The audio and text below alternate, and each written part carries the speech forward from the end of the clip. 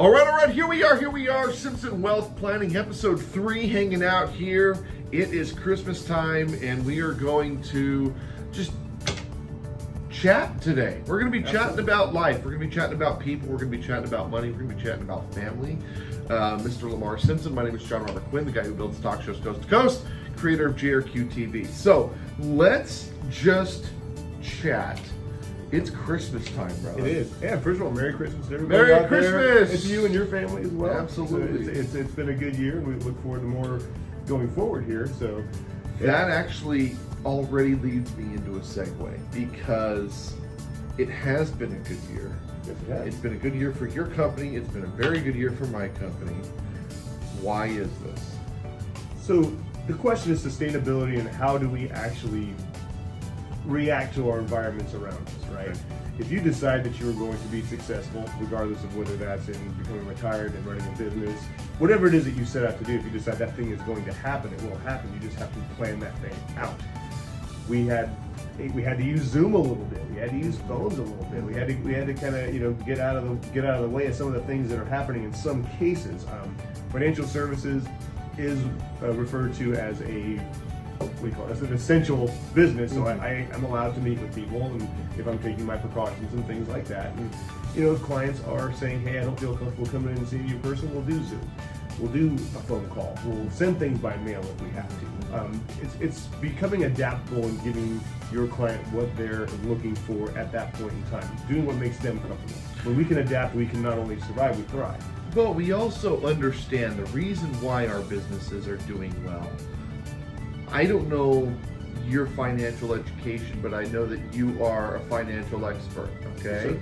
But what I mean by that is, I don't know how much you know about global economics and national and local economics. I love economics. I love numbers. I understand all of these things. When I saw the government shutting things down, I shot a bunch of videos, and everyone said I was wrong. Turns out I was right. But I shot a bunch of videos about what was going to happen to restaurants, what was going to happen to agriculture, what was going to happen to commercial real estate, what was going to happen to government and inflation, and all of these different things. And I took the necessary steps within my business to move things forward using the tools and the technologies available to grow my business. In the meantime, I've done the same thing by sitting down with these business owners like Lamar, and he's used my expertise in helping him grow his business. I sit down and I talk with him, and him and I are on, well, you watch the videos, we're on the same page on like 99% of the stuff that we discuss. And that is because we both understand macro and microeconomics. We understand how these things work. You have a good lead in there too, so a lot of the business owners now, if we're going back to the business owner side for a moment, like I work with a lot of those guys too, the ones that are successful are doing things like this. They're taking advantage of the fact that, hey, people have to be in the house, they're going to watch videos, they're going to look at things, and this is our time to expand and to bring on new clients and things, which, bringing on new clients, it sounds like it's salesy. It's not. We're bringing on people that need our help. Okay, so there's people that in my industry that have gone the other way. They haven't been contacting their clients. They kind of maybe just got afraid by the whole thing. A lot of people have hired me to do video content for them, and then have put all of their marketing and video content on hold. Now they put it on hold, but they already paid me, which makes zero sense, because we could be utilizing a lot of different technologies, but they've chosen to put things on hold, and I've tried arguing with them. But we call it quicksand. You get stuck. You think like there's nothing I can do, and you fool yourself into this kind of a paralysis. Yeah. And the thing is, as a financial planner, my clients need me to be successful. They need me to be here, because if I'm here, I'm taking care of them, which I am. What people don't realize about why we do these videos is, let's say that we were to take this content and put it on paper, and we were to just take this and either send a mailer out or put it up in a Facebook post, just type it out. The retention rate, of you comprehending that information, the retention of that information is 11% when you read it. By simply taking the video and putting the video up there, your retention rate goes from 11% to 94%. And at 94%, you've just multiplied your audience by 9, essentially, 8.5. The point is that a lot of business owners still aren't taking those measures to get their message delivered to an audience, and Absolutely. you have to use the tools. There's a reason why these tools are here, and there's a reason why these companies are thriving. Yes, and when we do a financial plan for a business, we do talk about, hey, how are you marketing yourself? What does that plan look like? How much are you budgeting? Who are you trying to get a hold of in that area? It's people will think it is a little dissimilar to an individual, yes, because we're not having those same things, but we are reaching it. Those people are individuals. It's still the game of money. It's still the game of numbers. Now let's talk about holiday spending. It's Christmas time. We all went and just spent gobs of money. As you guys know, I bought another car. Oh, Yeah, don't call me an idiot. Call me a car connoisseur. I guess. Enthusiast. An enthusiast. I don't know. Not the brightest when it comes to buying cars, but I just love my cars. Anyway. well, if he starts having kids like I do, he won't do that anymore. Yeah. Because there won't be any money left. Yeah, see, we have cars. We all have kids. There you go. But let's talk about holiday spending and how people can really shift their focus, because we go from, especially a year like this, we go from a year of save, cut, to the holidays. Oh, this is the time of year where we buy things for everybody, and we have. My wife and I, we went crazy this year. We helped a lot of people out. But then come January, of course, now our credit cards are racked up. We've got to go back to cut. We've got to go back to save. We have to go back to mindset.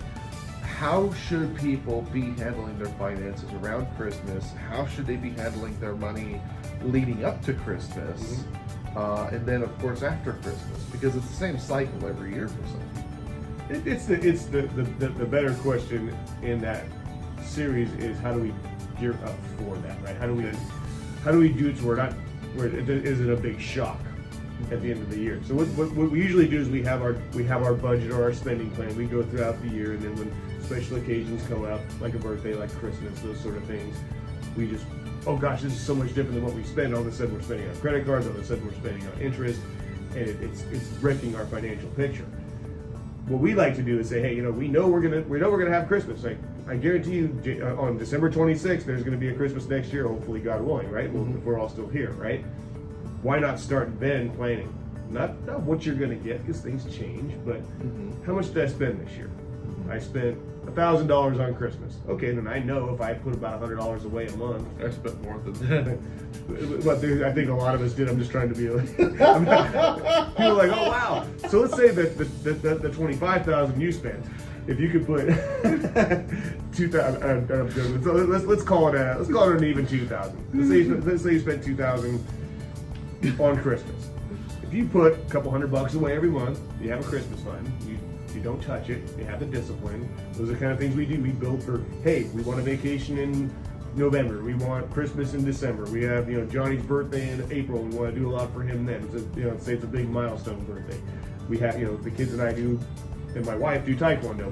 Sometimes we have black belt testing, which costs a lot of money. Okay, well, we knew. Congrats on your wife, by the way. Yeah, she got another belt. Woo! She's catching up, so you probably shouldn't mess around with her too much, right? No, she's got a black stripe now, right? She's a red black belt. So she's 2 away from testing for her black belt. Yeah. The kids and I will test. The kids will test for their second degrees in January. I'll test for my first degree in January. So awesome. We all do it together, but it's an expense. But it's a plan for us. So if I know I got to put out a couple $1,000, which is going to be in January, then I have to make sure that I'm doing something to plan for that. If we again, like I told you this a bunch of times, we don't plan to fail. We fail to plan. Correct. So if we ahead of ourselves start knowing that's going to happen, the shock is going to be less. Are you still going to spend more than you save? Yeah, absolutely. Things are not hard and fast. We just have to have a pretty good guideline for what we want to do and what we're comfortable spending. Things come up. This is why we have an emergency fund. This is why we do our Christmas fund and our vacation fund. Keep our money separately in buckets so we know where do we draw from when we want to do something like that. And if you say, hey, there's an emergency, we got to do something, we need more money, you decide if the vacation goes away or Christmas goes away, or You've got a credit card. you've got a credit card. I don't like to use credit cards the way the credit card companies like to use them. Yeah. Because they like to take your money. I like paying them off before that cycle begins with that Right. interest, right? But Some of the credit card companies actually penalize you for that. Some of them do. Those are the ones that you should avoid. Yeah, Citibank, I was making $500 every 2-week payments to pay my Best Buy Citibank card. And then I noticed none of my payments were posting to the actual balance. So I called them, and they said, well, yeah, we looked at it as suspicious activity, so your account has been on hold. Suspicious activity for I'm giving you money! Paying your bills, right? So it takes away from the interest, but there's ways around those sort of things that they have to. If you give them money, they have to apply, and if they charge you interest in that time. They were taking 3 weeks to apply. That would be not within the reasonable. That's fraud. It comes very close, but the thing is, trying to avoid those guys and playing their game is much better. This is the biggest time of year, as we would all expect, that credit cards get utilized. They get utilized, and they're tapped out. Yeah. And when you just paid all that money on Christmas, and that's 5 days later, they're counting on the fact they're going to have a whole bunch of interest they're going to be collecting for that month. You know, not surprisingly, credit card companies collect the most interest in what month? December. Yeah. It happens. So we have to learn to not play their game when we plan ahead for that. So isn't it much better than having, you know, your $2,000 credit card that you spend 29.8% on? Is it much better to be gaining whatever little bit of interest you can in a savings account for $2,000? Yes. While you get up there? Right. That's what we want to try to get. Or you can have a conversation with me and I show you how to leverage your everything. I know how to leverage money. Mm-hmm. So you know how to put people into investment vehicles. You know how to put people into a plan that allows them to further their life and to do the best for their money. I sit down with a business owner and I say, okay, well, you are an expert in something that you do. Mm-hmm. Here's an example. Lamar, you're an expert in financial planning. Let's write a book.